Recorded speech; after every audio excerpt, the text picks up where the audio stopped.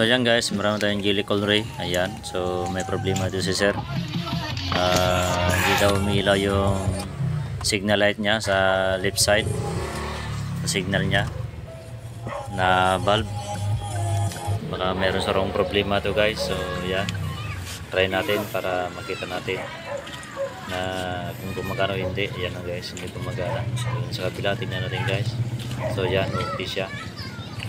Ang kung ito guys ay titignan natin kung ano yung naging problema. So basic lamang po yan guys kung paano mag-backlash yan guys sa cover nya dyan sa may left signal light nya rear. Ayan, so tinanggal ko yung plastic nya guys, yung cover nya, para matanggal yung assembly yan guys. Ayan ang peanut bulb papalitan natin. So genuine parts yan guys, kita naman ninyo. Ayan, so tatanggal natin yan guys, yung assembly nya. Ayan, so 8mm lang guys, nasakit yan na 1/4.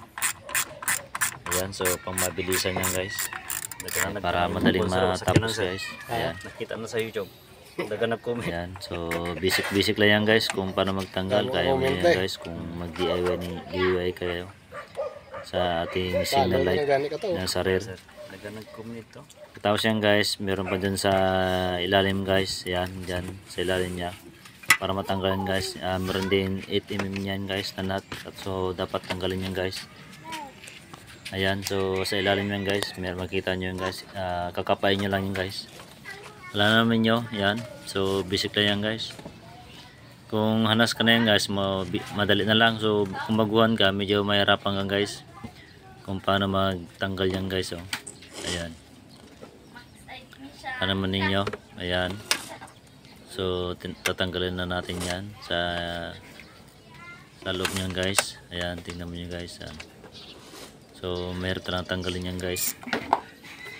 Ayan, so ginamitan ko ng sakit range na 1/4 na 8mm. Ayan, so sa ilalim talaga yan guys, talagang kakapain mo talaga yan, hindi mo makikita yan guys.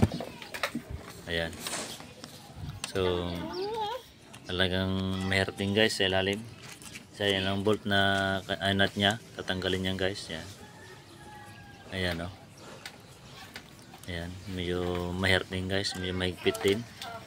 Kailangan hindi mahulog yung nut nya guys, para hindi tayo mahirapan. Kasi sa ilalim yan talagang hindi mo makukuha na yan guys. Yan, tanggal ko na guys yan, pati yung peanut bulb nya. Ayan, so tanggalin na natin guys. Ayan, so mahirap din guys yung kanya kasi medyo masikip. Ayan, so tanggalan natin dito sa kabila guys. Ayan, sumigalat nya. Ayan, ayan, kita naman nyo guys. Ayan no, sa peanut bulb nya. Ayan, tanggalan natin guys. Ayan, so basic lang naman guys kung paano magtanggal yan. Ayan no, so papalitan natin ng bago. Ayan no, so basic lang guys, so paano maglagay niyan guys. So, DIY na lang tayo guys, kaya niyan guys. So pailaw na ni sir. Ayan, okay na Sir, start mo daw sir, para na guys, start, para madali matapos.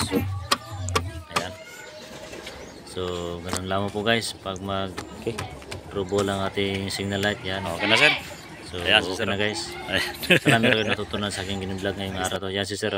Shout out po sir, salamat sa tiwala, maraming salamat po, bye bye.